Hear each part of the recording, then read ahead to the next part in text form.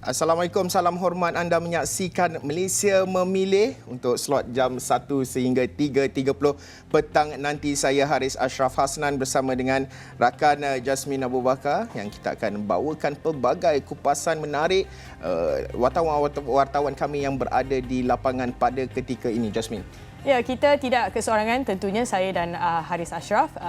Kita juga akan bersama dua rakan wartawan yang berada di lokasi pada ketika ini. Kita bersama dengan Hasimi Muhammad yang berada di Sabah dan juga Mahfandi berada di Kelantan. Namun sebelum itu kita mahu perkenalkan terlebih dahulu rakan-rakan kita yang pada hari ini bersama kita di set. Dan juga baru saja selesai mengundi. Di sebelah kanan saya, Dr. Siva Murugan Pandian dan juga Dr. Madeline Burma akan terus bersama kita dalam diskusi selama 2 jam ini. Ya, betul. Sebenarnya kita nak memperincikan pelbagai perkara, melihat kepada dari sudut ekonominya, pertembungan politik, kerusi-kerusi yang dijangka akan memberi tumpuan. Dan sudah tentu kami nak menggalakkan anda semua kepada yang belum lagi keluar mengundi, pergi segera keluar mengundi. Jangan nak tunggu petang, nak tunggu lepas lunch ke apa. Ada masa, ada ruang dan peluang, terus tunaikan tanggungjawab anda. Ya, dan tapi saya ada pesanan sikit. Walaupun panas, walaupun hujan, bawa sahajalah payung kerana tadi saya pengalaman keluar mengundi pada pagi tadi, hujan sikit, renyai. Dan kita, tak silap saya, ada rakan di set skrin sesentuh iaitu Faris Daniel yang akan memberi kita gambaran sedikit mengenai cuaca pada hari ini. Faris. Baik, terima kasih Jasmine. Sekarang ni saya nak kongsikan serba sedikit perkembangan cuaca ataupun amaran cuaca, amaran hujan lebat. Setakat jam 1 tengah hari ini, Met Malaysia ada update bahawa ribut petir dan hujan lebat dijangka berlaku sehingga jam 3 petang melibatkan negeri Johor dan juga Sabah. Kalau Johor ni melibatkan Batu Pahat, Kluang, Pontian, Kulai, Kota Tinggi dan Johor Bahru. Dan Sabah pula adalah di Tawau dan juga Sandakan. Kalau saya nak cakap pasal Sabah ni, ada satu ucapan di Twitter yang dikongsikan oleh Samudra.my yang berkongsikan suasana di kampung Long Bemang, Apoh Baram di Sarawak. Inilah realiti di luar sana. Walaupun banjir, walaupun air paras-paras lutut dan sebagainya, mereka tetap keluar mengundi untuk memastikan kita mencapai undi 100%. Itu cerita di Sarawak sendiri. Dan kalau kita lihat antara perkembangan Malaysia Memilih hari ini, saya akan kongsikan segala reaksi ataupun pengalaman ataupun momen-momen orang di luar sana yang ingin mengundi. Inilah realitinya di luar sana, trafik agak sesak. Namun kalau boleh saya bagilah sedikit cadangan, apa kata kita naik public transport yang disediakan oleh prasarana, kerana hari ini tambang adalah semuanya percuma, melibatkan LRT, bas dan juga MRT dan sebagainya, dan tol juga percuma. Dan pastikan anda keluar mengundi, Jasmine dan juga Haris. Okey, dan sudah tentu menarik sebenarnya. Pergilah mengundi. Jangan nak tunggu-tunggu seperti saya katakan tadi. Dan untuk waktu ini kita ada juga perkembangan berkenaan dengan banjir juga, Jasmine. Ya. Banjir, kalau tadi Faris Daniel dan awal tadi pagi tadi Fadilah Sulaiman yang berada di Miri ada berkongsikan mengenai apa yang Faris kongsikan juga, di mana berlaku sedikit banjir di Baram. Namun kita juga difahamkan air juga naik di Suk Sabah. Dan bersama kita di talian pada ketika ini adalah Razlan Aridi, Ketua Balai Bomba dan Penyelamat Suk. Assalamualaikum. Waalaikumsalam, Jasmine. Tuan, setakat pukul 1 tengah hari ini, Tuan, ya, apa perkembangan keadaan banjir di kawasan Suk? Adakah keadaan terkawal pada ketika ini dan bagi mereka juga yang mahu keluar mengundi, adakah terjejas? Okey, begini. Untuk makluman, setakat jam 1 pagi ini kita ada melihat tren penurunan air sungai ini. Maksudnya dari awal pagi tadi air besar dan air semakin surutlah. Dan untuk setakat hari ini, dari pagi tadi kita ada satu PDM yang terjejas, yaitu PDMC Batu SK Rancangan Belia Tulen. Oleh bagaimanapun, tren penurunan air ini setakat ini kita boleh beroperasi dengan baik sudahlah. Tuan Razlan, mungkin boleh update juga dari segi bagaimana pihak bomba membantu assist mereka yang terjejas ini untuk ke pusat-pusat pengundian dan juga mungkin di kawasan perumahan, dan juga kita tahu PPS juga telah pun dibuka. Mungkin bagaimana pihak bomba memfasilitasi, membantu mereka ini bagi menunaikan tanggungjawab sebagai rakyat Malaysia? Baik Tuan, setakat ini di kawasan ini sendiri kita belum ada buka PPS kita belum ada buka PPS. Dan setakat ini inisiatif yang kami guna adalah kami bersama dengan agensi bantuan lain, contohnya seperti Angkatan Pertahanan Awam, Polis dan juga ATM sendiri dengan logistik 2 lori untuk pengangkutan para pengundi ke tempat mengundi lah. Tuan Razlan, untuk kita fahami lokasi SUK, kalau tidak silap saya dia lebih kurang 45 minit dari Keningau. Bagaimana agaknya pasukan bomba dalam perjalanan ke SUK di kawasan terjejas itu? Adakah sepanjang perjalanan terjejas ataupun ada lokasi-lokasinya sahaja? Sepanjang perjalanan dari Keningau ke SUK, tiada yang terjejas. Cuma perjalanan dari SUK ke Nabawan, ada satu jalan yang terjejas yaitu kilometer 3, jalan SUK Nabawan lah. Ya.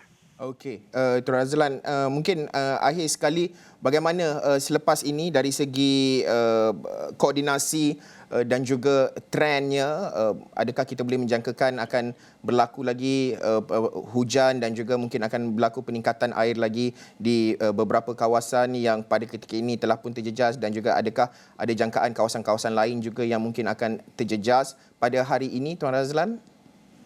Ya.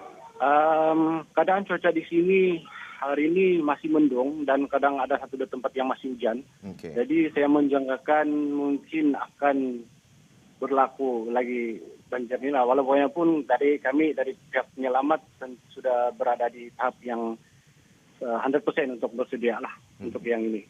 Okey. Ya. Alright, okey. Baik, terima kasih Tuan Razlan Aridi yang merupakan Ketua Balai Bomba dan Penyelamat SUK berkongsi cerita berkenaan dengan situasi terkini di Mungkin saya boleh kongsi sedikit kenyataan daripada kekuatan anggota dan logistik JPBM di Sarawak ya. Ketika ini beberapa kawasan sedang dipantau, iaitu Sekolah Kebangsaan Long Bemang, iaitu salah satu pusat mengundi. Kita juga ada klinik kesihatan Long Bemang dan juga kampung Long Bemang. Pada ketika ini paras air naik 1.1 kaki, bagaimanapun trendnya menunjukkan ia menurun. Jadi kita harapkan ia berterusan supaya seperti kita tahu satu lokasi pemantauan itu adalah pusat mengundi bagi mereka yang berada di sana. Okey, dan sebelum saya difahamkan rakan kita Hasimi telah pun bersedia, tetapi kita nak bawakanlah ataupun nak menyingkap dan juga melihat keadaan. Kalau kita cakaplah berkenaan dengan di Sabah Sarawak ini, saya nak ke Dr. Madeline sedikit terlebih dahululah kan. Macam mana situasinya? Maksudnya ialah kalau kita nampak dah banjir dan sebagainya, realiti kehidupan di kawasan pedalaman. Datuk juga banyak juga research, membuat kajian di kawasan-kawasan pedalaman. Realiti kehidupan masyarakat itu yang dilihat sudah tentu memerlukan satu perubahan yang drastik apabila kita bercakap berkenaan dengan pemilihan pemimpin ini. Pandangan doktor melihat perkara ini. Terima kasih ya. Tadi semasa first time saya mendapat WhatsApp itu, saya terkejut. Saya ingatkan dekat negara mana. Okay. Sebab saya tengok paras air dah ni, dan saya kata, tapi saya tengoklah kawasan Rumah Panjang tu. Itu nombor 1, dan ini nombor 2. Saya pernah ke Beram bulan April. So memang di kawasan-kawasan itu banyak berlakunya banjir, dan banjir ini dah kerap sangat ya. Kalau kat sini sampai kata orang kampung tu dah sakit dah dagu, dia bercerita, dia kata. Sebab kawasan di situ ialah kawasan memang ada kawasan pembalakan, dan ada juga kawasan tu memang kita lihat laluan sungai dan sebagainya. Tapi balik kepada persoalan ini, inilah cerita yang seharusnya kita beri perhatian. Tapi memang kerap sangat diberitahu nanti selepas undi ni apa berlaku. Jangan hanya waktu nak mengundi, hanya waktu election aja kita mendengar cerita ni terpampang di sini. So saya mengharapkan Astro akan terus mempamerkan apa yang berlaku. Inilah realitinya ya. Jangan kita tunggu sehingga bila mengundi je, ini sebab tak boleh lari tadi. Nasib baik ya. Kalau tidak, saya rasa memang hanya loss dalam dunia maya ajalah. So terima kasih kerana memaparkan isu itu, sebab kita amat mengharapkan perubahan. Ya. Jadi Prof, bila kita cakap mengenai ini harapan dan sebagainya, setiap kali musim mengundi akan ada situasi-situasi sebegini. Kalau tidak banjir, mungkin perkara lain. Tapi bagaimana apabila kita bercakap mengenai calon-calon dan sebagainya, mereka bertanding di kawasan yang sedia mereka maklum akan masalah itu. Kenapa mungkin tidak diselenggara ataupun diselesaikan secepat yang mungkin?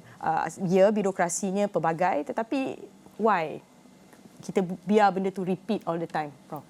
Nah, bagi saya, adakah ini tanggungjawab calon ataupun kerajaan tempatan Ya, betul. dan agensi berwajib?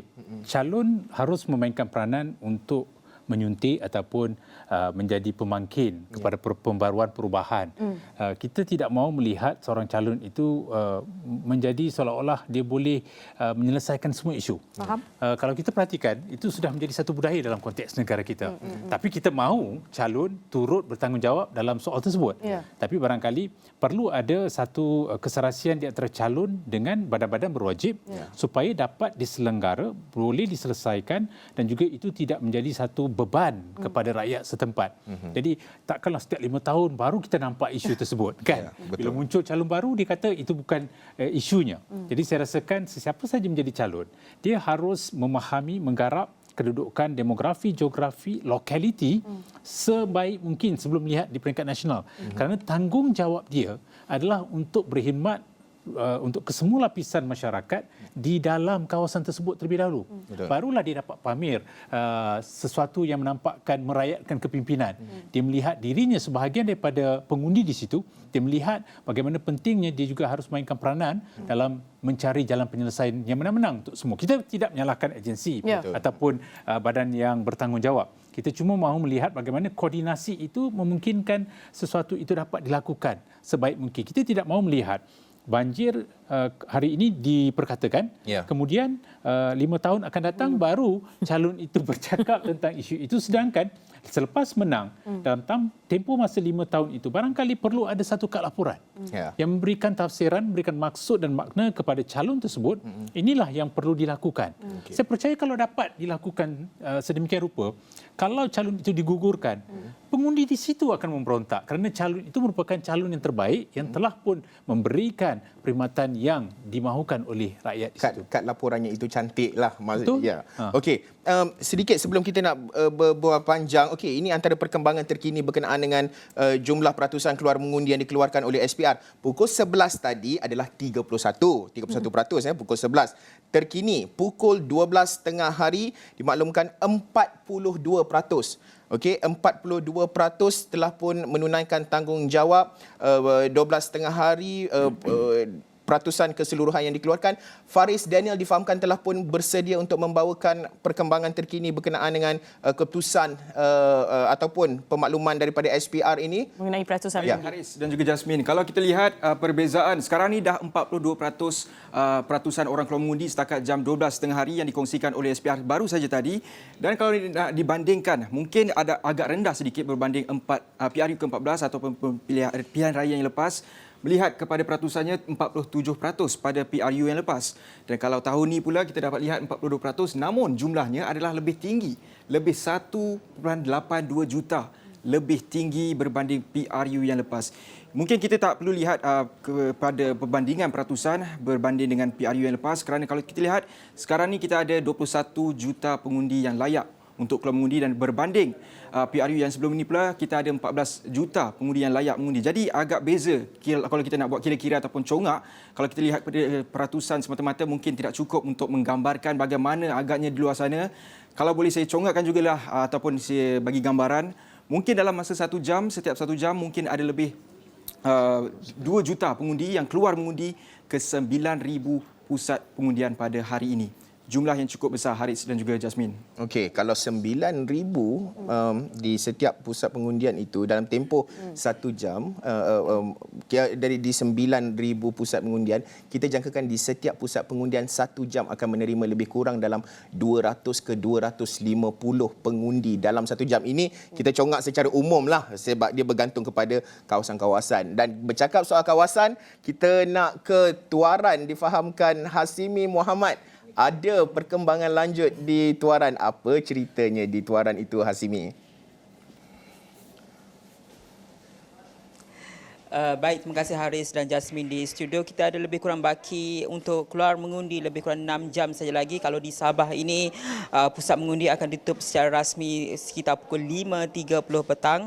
Kita melihat kepada peratusan keluar mengundi setakat jam 12 tengah hari, ini masa yang perlu dilakukan, digunakan sebaik mungkin oleh para pengundi khususnya di Sabah ini untuk turut menjalankan tanggungjawab. Kita melihat kepada isu banjir dan sebagainya, isu-isu rakyat, suara rakyat yang telah pun kita bawa selama ini masanya untuk pengundi turut menjalankan tanggungjawab untuk memberikan mandat kepada wakil rakyat yang betul-betul boleh menjalankan tugas. Dan kalau kita melihat kepada isu banjir ini, kalau ikutkan kepada Met Malaysia meramalkan untuk sebelah petang di 25 Parlimen Sabah, petang ini dijangka berlaku ribut petir. Jadi masanya setakat ini kalau ikutkan di tuaran ni masih lagi mendung, tak panas, tak terik, masa keluarlah kita untuk menjalankan tanggungjawab. Dan kalau sebelah pagi tadi saya berada di Parlimen Penampang untuk kita lihat kepada situasi di salah satu pusat mengundi. Ketika ini saya berada di Parlimen Tuaran, kalau spesifiknya di pusat mengundi SK Serusup, yang mana kita menjangkakan juga Pengerusi GRS dan Ketua Menteri Sabah Datuk Seri Haji Jinor akan hadir untuk mengundi sekitar pukul 2 petang ini. Dan menariknya juga di Parlimen Kerusi Tuaran ini menyaksikan 6 saingan penjuru melibatkan penyandangnya Datuk Seri Wilfred Madias Tangau, juga akan berikan saingan oleh calon GRS Johnston Bangkuai. Kita ada juga Ratu Cantik yang akan berikan saingan, iaitu Joanna Su Henry Rampas. Kita ada juga daripada Parti Pejuang yang akan berikan saingan, iaitu Mumining Kalingkon, dan 2 calon bebas, Bobby Lewat dan juga Datuk Nur Taib Suhaili. Menariknya juga di sini mana kita katakan 2 giant di sini, Datuk Seri Wilfred Madias Tangau dan juga Datuk Johnston Bangkuai, yang mana Joanna Su Henry Rampas ini juga beriltizam untuk pastikan beliau menang kali ini di kerusi tuaran, manakala pada PRU 14 beliau tewas ketika bertanding di Don Kulu pada Datuk Johnston. So kita melihat kepada itu saingan yang sangat sengit juga, tumpuan yang boleh diberikan, tawaran pun telah mereka berikan. Ketika ini kita hanya menunggu kepada mandat yang akan diberikan oleh rakyat di tuaran ini. Dan selain daripada kita melihat kepada apa yang akan berlaku di Parlimen Tuaran, juga menarik untuk kita lihat juga keseronokan, keterujaan dan semangat yang ditunjukkan oleh pengundi-pengundi baharu atau muda. Kalau di Parlimen Tuaran ini hampir 60% merupakan pengundi muda. Kita akan melihat keterlibatan mereka dalam sistem demokrasi kita hari ini. Begitu juga di Parlimen Penampang tadi saya hadir. Kita lihat kalau kebiasaannya pada waktu pagi mereka yang berusia, warga emas hadir, tapi kali ini situasinya berbeza. Kita boleh gambarkan sudah ada kelompok-kelompok pengundi pertama kali, pengundi baharu yang memilih untuk keluar seawal pagi. Ini satu perkembangan yang positif. Kita lihat sedikit apa yang dikatakan oleh mereka yang kita dapatkan di Parlimen Penampang pada sebelah pagi tadi. Mula-mula tanya ahli keluarga dulu. Terus tu tanya ibu bapa gitu. Mana yang mau pilih yang mana? Ya berjalan dengan lancar. Tidak juga sesak-sesak, tidak terlalu ramai, sama sekejap ya. Karena kan kita mesti tengok juga apa masa depan untuk masyarakat kita. Kebanyakan belia-belia muda ni tidak memandang serius kepada masa depan kerajaan lah. Jadi sebagai seorang belia kita harus bertanggung jawab untuk menjaga keamanan negara. Lebih tepat nervous sama terujak lah, sebab ada peluang untuk mengubah macam politik. Actually nervous juga lah, but so far okay juga lah. So semoga. Nervous, so apa yang dibuat mana tadi? Mungkin tanya daripada adik-beradik, study dulu atau macam mana? Study dulu. Itu sajalah. Kenapa pilih waktu pagi ni? Sangat teruja ke ataupun macam mana? We expect kalau pagi kurang orang lah. Ya, so sebelah tengah hari memang banyak orang sudah. Sebagai pengundi muda dan pertama kali, kenapa penting untuk kita turun mengundi? Sebab itu kita punya hak untuk mengundi. Kalau jam saya 1.27 tengah hari, kita masih lagi ada panjang. Ambil contoh beberapa belia yang kita temu bual semalam tadi, semangatnya kuat untuk turut menjalankan tanggungjawab sebagai pengundi. Kepada mereka yang menonton dan masih lagi berteka-teki nak keluar ke tidak, nak keluar pukul berapa, keluar, jalankan tanggungjawab anda kerana satu undi mampu untuk mengubah masa depan kita semua. Kita kembali kepada Haris dan Jasmine di studio.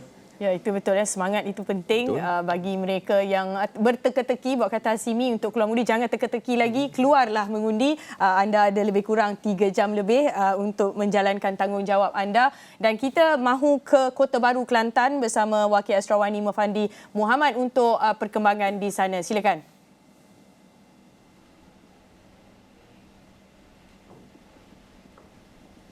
Ya, Jasmine. Terima kasih Jasmine dan juga Haris di Kuala Lumpur. Saya berada di SK Peringat di Kota Baru ini bagi membawakan proses pengundian di Kelantan ini dan juga di Kota Baru. Dan pagi tadi cuacanya agak baik, namun pada waktu ini kita melihat perubahan awan sudah berarah awan gelap. Dan kita mengharapkan supaya tidak hujan dalam masa beberapa jam lagi, kerana sekiranya berlaku hujan yang turun mungkin akan membantutkan proses ataupun anak muda untuk keluar mengundi pada sebelah petang. Apapun pada tengah hari ini kita merasa bertuah kerana berkesempatan bersama dengan Ketua Polis Kelantan Datuk Muhammad Zaki Harun yang mungkin boleh berkongsi maklumat dan juga info berkenaan dengan proses ataupun perjalanan pilihan raya di Kelantan pada hari ini. Jadi terima kasih Datuk kerana sudi bersiaran secara langsung bersama dengan Asrawani. Umum ingin mengetahui jumlah peratusan keluar mengundi setakat jam ini. Bagaimanakah peratusannya? Adakah meningkat ataupun masih lagi bertahan? Bagaimana Datuk? Okey, terima kasih sekali lagi pada Asrawani. Untuk peratusan mengundi, Alhamdulillah. Tadi kita rasa risau sikit pasal pukul 10 tadi baru 8.17%. Tapi dalam tempoh 2 jam hingga 12 tadi, kita telah pun meningkat hingga 31% lebih. Iaitu seramai 433,209 dah keluar mengundi hingga jam 12. Dan peningkatan ini kita jangka akan berterusan. Kalau kita tengok ni makin ramai yang datang. Dan kita percaya menjelang pukul 2 mungkin kita dah dapat melepasi 50%. Jadi setakat ini daerah yang paling meningkat ialah di Gua Musang, 36%. Dengan jumlah pengundi yang 25,304 daripada 16,000 pengundi yang ada. Jadi saya percaya trend ini akan berterusan. Dan Alhamdulillah hari ini cuaca pun baik. Walaupun nampak sedikit tadi macam dia kata mendung, tapi saya rasa menjelang petang pun tak ada hujan lah. Laporan daripada pihak ramalan cuaca pun hari ini baik. Dan kita juga di kontingen Kelantan juga merasa amat bertuah kerana walaupun kita juga menghadapi masalah banjir, iaitu di Rantau Panjang masih ada lagi 4 PPS yang dibuka dan 3 daripada PPS ini adalah merupakan tempat mengundi, iaitu di Sekolah Kebangsaan Tok Deh, Sekolah Kubang Kual dan juga di Gor Priok. Jadi ketiga-tiga tempat ini mengikut pegawai yang bertugas di sana dapati perjalanan proses pengundian berjalan dengan baik. Dan aturan yang dibuat oleh pihak-pihak cantik, bersih, sistematik. Dan kita percaya ini tidak mengganggu walaupun banjirnya masih ada dengan 115 keluarga, dengan 401 orang lagi masih ada. Tetapi ianya berjalan dengan baik. Jadi kita percaya di tempat-tempat lain yang tidak mengalami banjir, lebih baiklah sistemnya. So, bagaimana dari sudut bangunan dan juga kedudukan pusat pengundian di PPS yang sama itu? Adakah diasingkan atau bagaimana? Sebelum lagi kita dah merancang daripada awal. In fact kita ada 265 yang tempat perpindahan banjir dengan pusat pemindahan sementara dengan pusat pengundi ini yang bertindih. Tetapi setakat ni hari ini ada 3 lah. So kita dah rancang lebih awal. Jadi hari ini bila kelawatan dibuat, dapati proses itu tidak mengganggu langsung sebab untuk mangsa-mangsa banjir akan berada di blok yang belakang dan untuk proses mengundi ini di bahagian hadapan. Jadi tidak ada masalah dari sudut itulah. So Datuk, semalam saya melihat kemeriahan perantauan khasnya dan rakyat Kelantan yang keluar secara beramai-ramai memenuhi jalan raya di Kelantan ini, termasuklah jalan bandaran, jalan utama. Bahkan mereka juga berkonvoi, bukan setakat motosikal mereka berkonvoi. Bahkan lori pun saya tengok semalam ada yang berkomboi dan menggunakan alat-alat kemping. Jadi semalam juga dilaporkan berlaku kesesakan yang teruk di jalan utama di Kota Baru khasnya, di mana ada yang mengatakan mereka terpaksa berjam-jam untuk sampai ke rumah. Jadi saya tengok pagi tadi jalannya masih clear lagi, namun jangkaan mungkin orang kata apabila berlakunya kesesakan bagaimana dari sudut pemantauan pihak polis sendiri. Okey, untuk trafik ini saya rasa bukan di Kelantan saja. Dalam kita tengok dalam media sosial, di semua kontingen, semua negeri pun mengalami masalah yang sama. Tapi di Kelantan ni kita telah menghadapi mempunyai pengalaman apabila musim raya, terutamanya raya Aidiladha yang selalu ramai. Tetapi semalam dia perubahannya ialah kali ini pilihan raya ini melibatkan pengundi muda. Jadi apabila cuti 18-19 ini ramai pengundi muda yang balik, dan kita tengok pertambahan kenderaan pun hampir 10%. Daripada hari 18 hari bulan kita dah melihat trend itu. 5%, 6% hingga pada menjelang malamnya 10% kenderaan bertambah.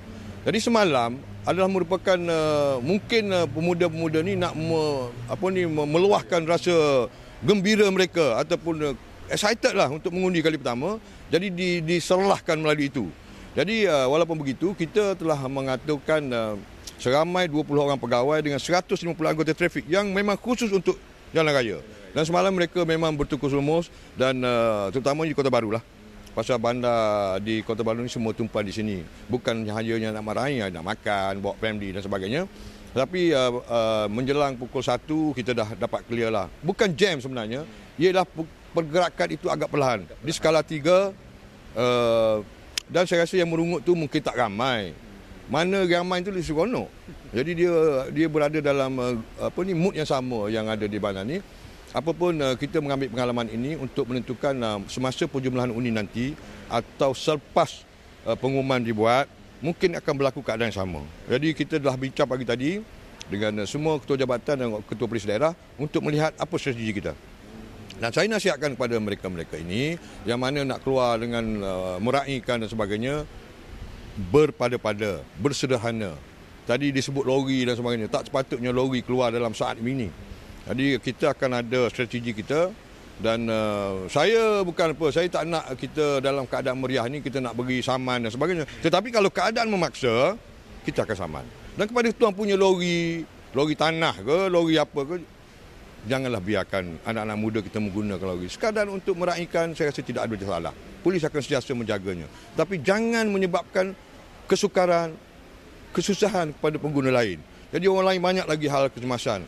Tambah-tambah pula hospital duduk tengah bandar. Mungkin orang ada kecemasan ke hospital dan ini perlu difikirkan dan marilah kita raihkan kejayaan dan sebagainya dengan cara yang terbaik supaya tidak menyusahkan orang lain. Hasil pemerhatian pihak polis malam tadi sehingga tamat waktu berkemping dan juga di waktu pagi ini, ada tak insiden-insiden ataupun laporan yang diterima oleh pihak polis berlakunya provokasi ataupun apa-apa jualah di seluruh negeri Kelantan ini? Setakat semalam tak ada. Kita cuma setakat ini kita ada menerima 401 laporan polis. Tetapi kita membuka 19 kertas siasatan. 18 kertas siasatan dan 1 kertas inkuari.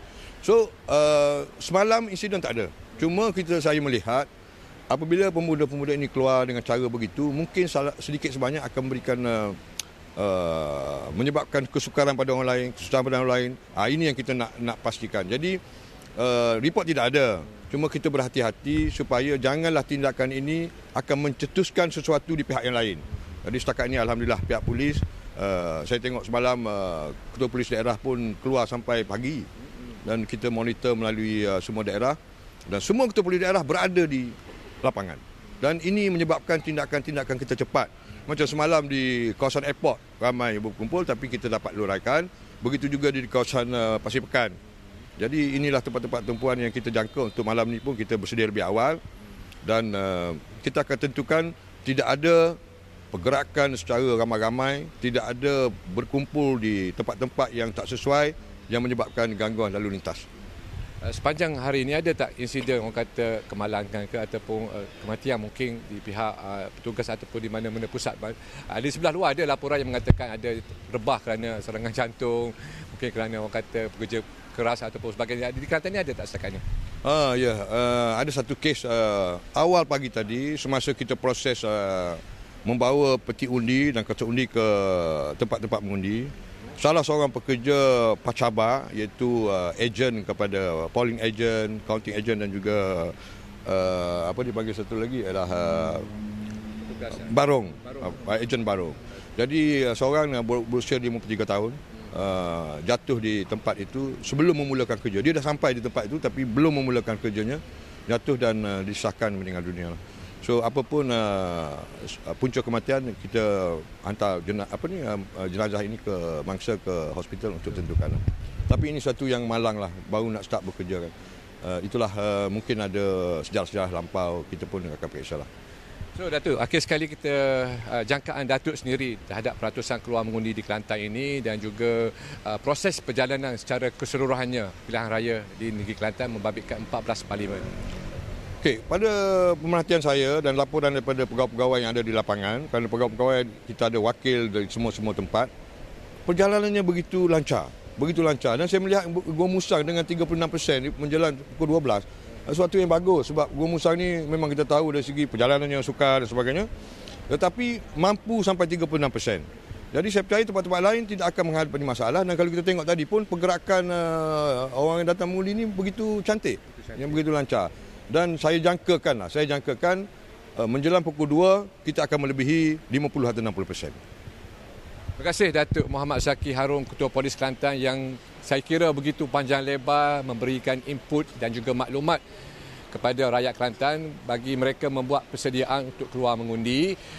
Sekarang ini kita tengok kawasan pusat pengundian di SK Peringkat ini sudah berkurangan sedikit berbanding dengan pagi tadi, dan mungkin seperti yang Datuk perkatakan sebentar tadi, jangkaan mungkin di sebelah petang selepas jam 2 ataupun jam 3 akan orang kata keluar anak-anak muda ni untuk menunaikan tanggungjawab mereka. Jadi saya kira itu saja yang dapat saya kongsikan dari Kelantan. Kita kembali bersama dengan Jasmine dan juga Haris di Kuala Lumpur. Silakan. Baik, terima kasih Muhammad Muhammad. Yalah, nampak lengang sedikit lah sebab dah tengah hari, mungkin ada yang nak rehat, nak solat zuhur dan sebagainya, makan dan sebagainya. Tapi mungkin anda yang baru sahaja bersama kami, kalau kita boleh trigger lagi sekali, peratusan keluar mengundi sehingga jam 12 tengah hari tadi adalah 42%. Okey, apa yang anda saksikan ketika ini 42% yang dimaklumkan oleh SPR sehingga jam 12 tengah hari. Saya nak terus sahaja bersama dengan Prof Siva. 42% sehingga 12 tengah hari. Secara peribadi, pandangan peribadi Prof, adakah ianya memberangsangkan kita nampak pergerakan lebih kurang dalam 10% setiap jam itu peningkatannya, Prof? Ya, sudah pasti kalau trend ini kekal sehingga jam 6, ia dianggap sesuatu yang memberangsangkan. Baik dalam keadaan cuaca, dalam keadaan dikatakan pengundi berada dalam kelesuan politik. Secara tiba-tiba untuk pilihan raya umum ianya mencapai sasaran hampir 80% jika sekiranya berlaku. Kalau kita perhatikan pada 2018, hampir ke semua konstitusi ataupun kawasan mencecah 80% dan ke atas. Bermakna itu merupakan satu yang baik untuk proses pendemokrasian, untuk mereka yang mahu menjalankan tanggungjawab mereka. Apatah lagi jumlah pengundi kini sudah mencecah 22 juta dan masing-masing tahu bahawa itu perlu dilaksanakan. Cuma saya khawatir ramai sudah keluar di waktu pagi kerana mungkin risau ataupun gusar apakah cuaca akan berubah, dan kita harap trend ini dapat dikekalkan. Okey.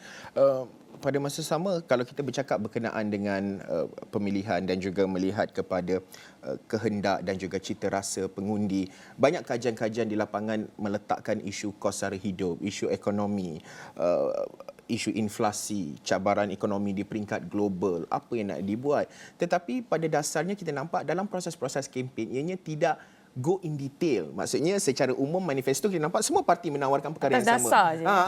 Maksudnya kita nampak on the surface nak menyelesaikan isu itu, maksudnya isu ekonomi. Tetapi apakah isu ekonomi yang akan dibawa? Bagaimana prosesnya itu? Saya nak ke Datuk Dr. Madeline melihat kepada isu ekonomi, isi perut rakyat. Kerana banyak kajian di lapangan menunjukkan bahawa pengundi meletakkan isu kos sara hidup, inflasi itu perkara keutamaan mereka.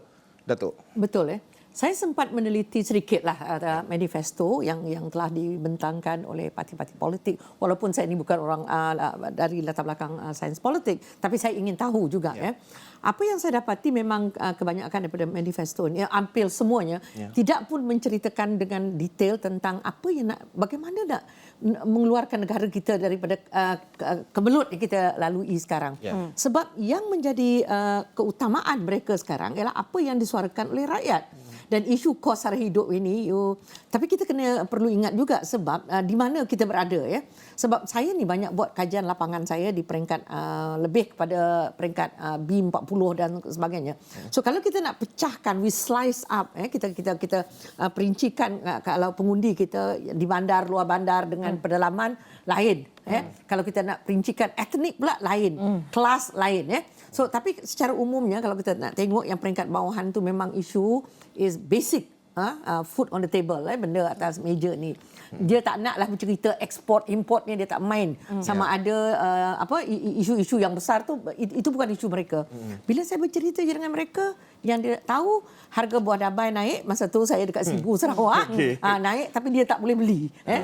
Itu satu sebab kalau dulu orang kampung kami di Sarawak tu buah dabai tu makanan rakyat jelata je. Sekarang dia nengok aja daripada jauh ni. Ini mampu nengok ajalah sebab dah sampai RM50 sekilo dia kata. So jadi saya menggunakan istilah cerita buah dabai ini sebab dia bahan keperluan, bukanlah keperluan asas, tapi maknanya benda yang kami kaitkan. Okay. So basic needs tu sangat diutamakan oleh kumpulan yang ini di penalaman tapi di penalaman isunya macam tadilah banjir, isunya infrastruktur, prasarana, sekolah daif dan sebagainya. But as you go nearer to the urban area, bendanya dah lain. So jadi kalau kita tengok ikut kelas pula dah lain. Saya di Bandar Baru Bangi, walaupun orang Iban duduk di Bandar Baru Bangi, isu saya lain. So jadi maknanya kita tidak boleh homogenizekan, kita tak boleh menyamaratakan. Tapi secara umum kalau kita tengok manifesto itu tidak banyak yang menceritakan bagaimana nak mengeluarkan kita.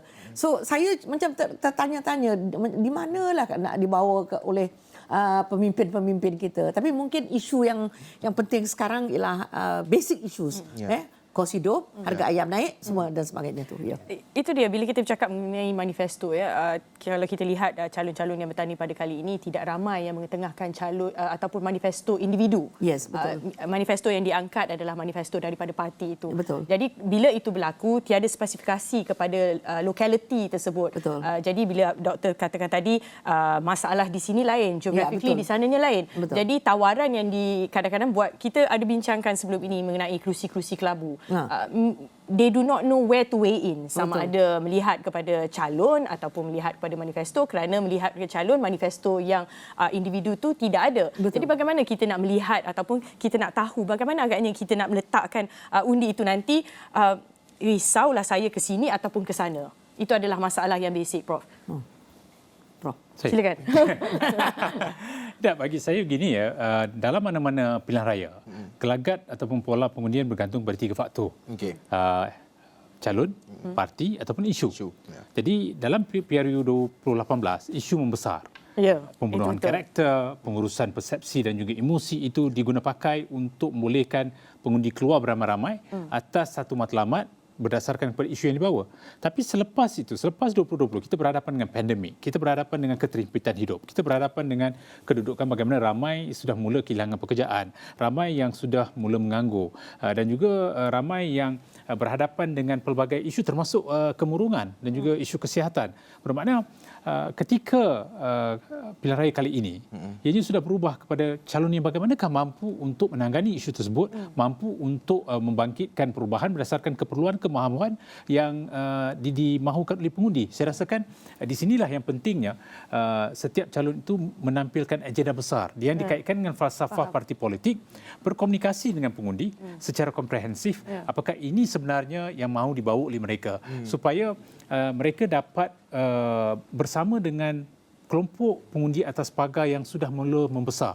Kalau dulu keberikatan dengan politik kepartian itu jelas, wala ataupun kesetiaan kepada parti itu nampak. Tapi hari ini kita seolah-olah melihat kehadiran lebih ramai pengundi yang berada atas pagar, yang katanya keliru untuk mengundi A ataupun B.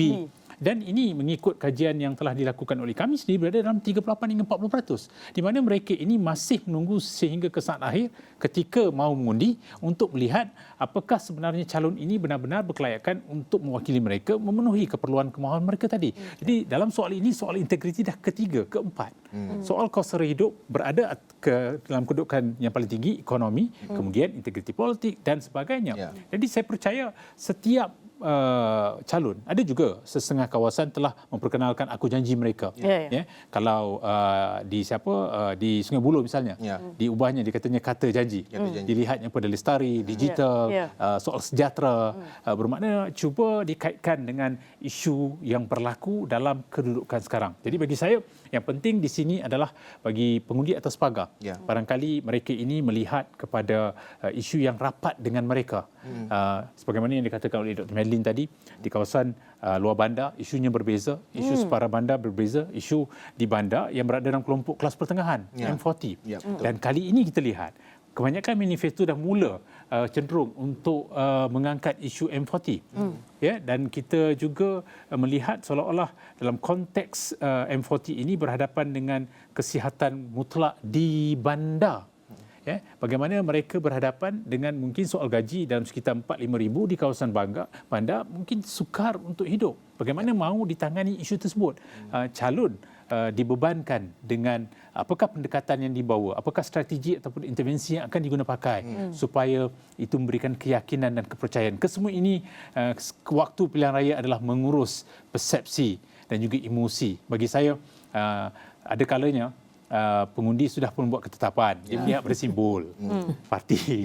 Tapi yang berubah kepada calon adalah mereka yang masih memberikan harapan kepada seorang calon yang ada ketokohan, yang sosok itu, figura itu dirasakan mampu untuk menangani isu mereka, seolah-olah calon ini seperti dewa yang boleh selesaikan apa saja masalah, baik bil elektrik, bil air, kemudahan asas, makanan, semuanya boleh diselesaikan oleh mereka. Sebabnya di situlah kita melihat kita nakkan seorang pemimpin yang mesra rakyat.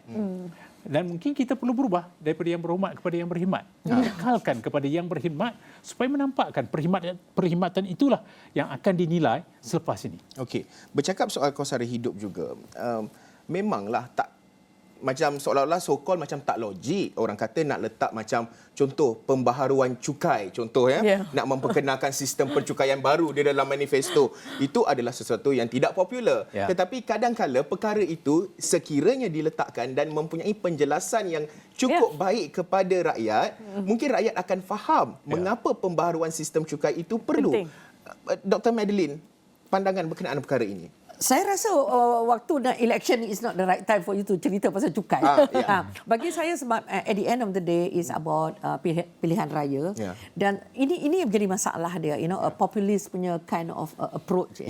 Saya bayangkan kalau you tiba-tiba you bawa ke ini cerita GST ke, you sebutlah nama cukai, subsidi bersasar sebut terus. Subsidi dia orang suka. Jangan sebut cukai. Subsidi dia orang suka. Kalau boleh kekalkan subsidi. Tapi kamilah yang pening kepala mana lah nak cari duit ni. Nak cari duit ni. Okey, balik kepada cerita ini. Kalau dia seorang yang bijak lah, dia tidak akan menggunakan itu dalam manifesto dia. Kami akan mengenakan cukai yang baru. Kalau ada pun dia tunggu kemudian lah. Ini antara masalah dia.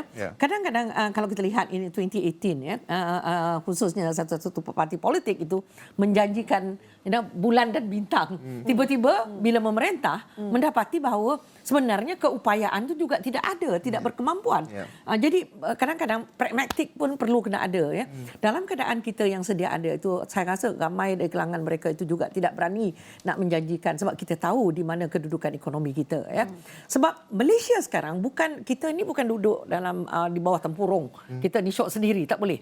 Kita juga bergantung pada apa yang berlaku di luar negara. Dan di luar negara, everybody knows that mana-mana majoriti orang tahu bahawa tahun hadapan adalah tahun yang cukup mencabar. Bukan saja di negara kita tetapi di luar negara. Dan kita ini adalah negara yang berdagang. Dan negara yang terbuka. Jadi maknanya apa yang akan berlaku di luar akan menjejaskan kita. Jadi nak menjanjikan langit dan apa kata orang bulan dan bintang ni biar berpada-pada ya. Subsidi tu kalau nak diteruskan pun kena sebut betul-betul kena sebut. Betul. Nak kenakan cukai tu lagi. Saya rasa dia bukan waktu yang terbaik untuk para calon untuk bercerita pasal cukai. Dan dia boleh ceritakan macam tadilah infrastruktur, basic lah itu yang saya kata. Kita di kalangan ahli-ahli ekonomi ramai yang mengatakan kenapa tidak ada perbincangan bagaimana nak mengeluarkan, sebab kita tak ada cerita sangat tau. Kalau kita nak tengok pada calon kita, tapi saya pun sebagai calon pun, kalau saya sebagai calon pun itu masalah negara kemudian. Yang saya nak sekarang, saya nak menang pilihan raya, saya lebih nak fokus di kawasan saya. Di sini saya rasa Sarawak agak mudah sikit.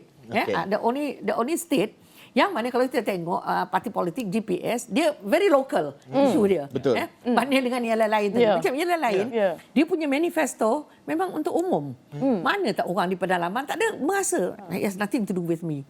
Relatable. Bagi betul like what you mentioned just now, sebab it is terlalu umum.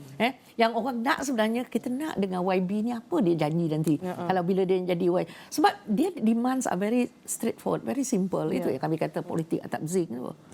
Itulah dia. Kalau kita boleh tukar yang berhormat kepada yang berkhidmat, dan tentunya yang penduduk di luar bandar contohnya, ada kadang-kadang permintaan mereka tu simple. Seasas air dan elektrik contohnya.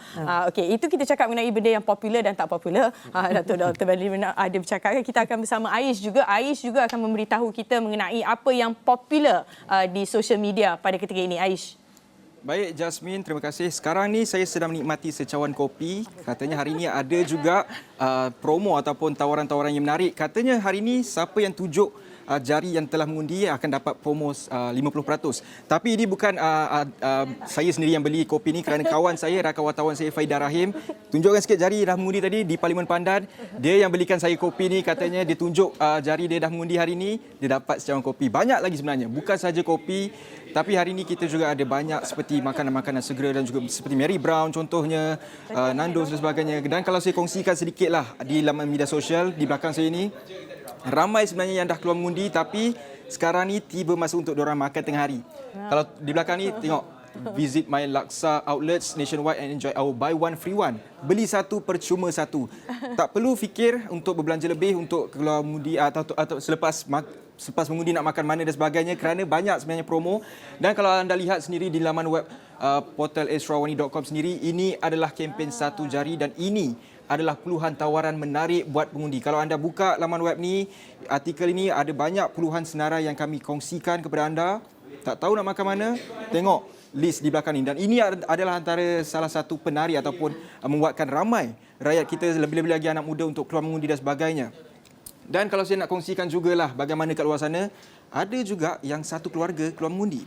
Inilah kerana di luar sana dikongsikan oleh Rahimah Abdullah, rakan wartawan kita di Asarawani, yang berkongsikan momen-momen di SK Ejok, pusat mengundi di sana. Ada nenek, ada cucu, satu keluarga cukup, ibu bapa dan sebagainya keluar mengundi. Pastikan anda juga keluar mengundi. Dan kalau nak kongsikan jugalah, mungkin ada yang sedang merancang untuk keluar mengundi selepas ini, ini adalah antara peraturan-peraturan ataupun perkara yang perlu anda ambil maklum, bahawa ada yang perkara yang mungkin anda tak boleh lakukan. Antaranya, jangan pakai pakaian bertanda parti politik, dan jika kalau didapati bersalah, penjara 1 tahun dan denda bernilai RM5,000 atau kedua-duanya sekali. Nampak macam remeh dan sebagainya, tapi ini perlu dipandang serius, kerana kita tidak mahu undi anda tidak dikira dan sebagainya, kerana ini akan merugikan.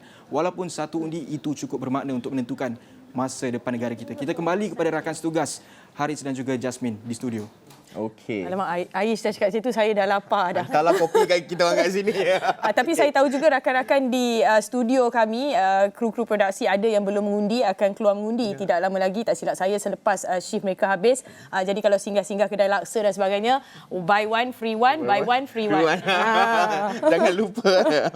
Okey, berbalik kepada perbincangan kita, melihat kepada isu-isu semasa, melihat kepada keperluan serta kehendak pengundi rakyat ini, berbalik kepada manifesto, kerana manifesto ini sesuatu yang kerana ianya akan menambat hati.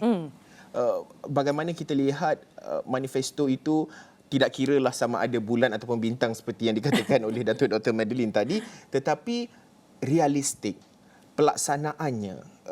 bagaimana selepas ini Prof Siva melihat kepada proses ataupun meletakkan harapan kepada rakyat, kerana manifesto ini meletakkan harapan yang begitu tinggi. Rakyat meletakkan harapan kepada rakyat, apa yang selepas ini kerajaan baharu ini akan buat. Lagi-lagi kalau kita mengandaikan kali ini akan ada parti politik, mungkin tidak ada yang secara simple majority, parti tunggal yang akan mendapat majority mudah. Pandangan Prof melihat kepada pelaksanaannya, pentingnya untuk dari segi drafting, even di peringkat drafting manifesto itu satu perkara yang penting, Prof. Dan bagi saya, mana-mana kerajaan yang mentadbir urus selepas ini harus merujuk semula manifesto dan tempatkannya di kementerian ataupun agensi yang bersesuaian. Supaya mereka boleh perjelaskan, perincikan bagaimana ia akan dirangka, dilaksana dan juga apakah bentuk kumpulan sasar mahu mereka capai. Barulah kemudian selepas 6 bulan, selepas setahun, mereka boleh katakan sudah pun dilakukan. Contohnya katakan, percuma sistem pendidikan contohnya. Jadi apakah bentuk pendekatan yang akan diambil? Perlu jatuh kepada Kementerian Pelajaran misalnya. Kalau kemiskinan, itu perlu melibatkan pelbagai kementerian. Jadi bagaimanakah koordinasi itu dapat dilakukan supaya hasil akhir itu dapat memberikan suluhan kepada apa yang sudah pun disenaraikan dalam manifesto. Manifesto tidak boleh bersifat fantasi. Tidak boleh bersifat sesuatu yang semata-mata populis. Yang dijanjikan kemudian dikatakan tidak boleh dilakukan.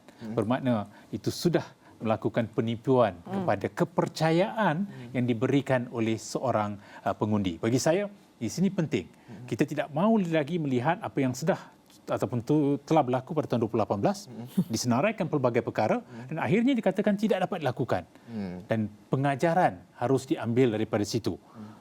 Bermakna dalam mahukan kestabilan politik, kita juga mahu melihat cerminan kepada beberapa perkara yang sudah dibawa dalam manifesto. Sebab itu, kali ini manifesto itu tidak segah 2018. Ada yang tidak menggunakan pelancaran yang besar-besaran. Fear of promises kadang-kadang. Yang digunakan hanyalah Facebook. Supaya tahu itu sekadar satu dokumen yang legit tetapi bukan satu-satunya penanda aras. Banyak perkara perlu dilakukan oleh kerajaan yang akan mengambil alih. Apatah lagi kita tahu sebagaimana yang sudah dibincangkan tadi, kemelut ataupun perancangan ekonomi luar biasa itu perlu untuk berhadapan dengan kegawatan global. Bagaimanakah kita akan menangganinya? Apakah sudah dilakukan tahap permulaan untuk berhadapan dengan suasana seperti itu? Kita tidak mahu melihat apa yang berlaku pada tahun 1984, pada tahun 1998 misalnya, kegawatan yang menyebabkan peringkat serantau gagal menanganinya, kecuali Malaysia dengan tambatan ke atas mata wang asing. Jadi kita mahu melihat sesuatu strategi itu mendekati rakyat. Dalam soal ini kita perlu rancang menang. Menang untuk rakyat. Bukan menang untuk pemimpin dan partinya, tetapi bagaimana amanah yang telah diberikan oleh rakyat itu diterjemahkan. Termasuk dalam soal-soal yang berkaitan dengan perincian di dalam manifesto tadi. Kita melihat seolah-olah ianya besar. Tetapi itulah yang sudah disenaraikan oleh pihak yang bertanggungjawab melakukan manifesto di peringkat parti. Jadi ianya wajar dilaksanakan supaya akhirnya rakyat tahu inilah yang sebenarnya tawaran ataupun formula yang telah pun diberikan kepada mereka. Okey. Alright, kita nak berhenti rehat seketika. Selepas ini banyak lagi perbincangan, isu-isu kupasan lanjut akan kami bawakan, termasuk melihat kepada sedikitlah kursi-kursi panas nak sembang dengan Prof Siva dan juga kita nak lihat Sabah dan juga Sarawak sedikit selepas ini. Kita berhenti rehat seketika. Jangan ke mana-mana.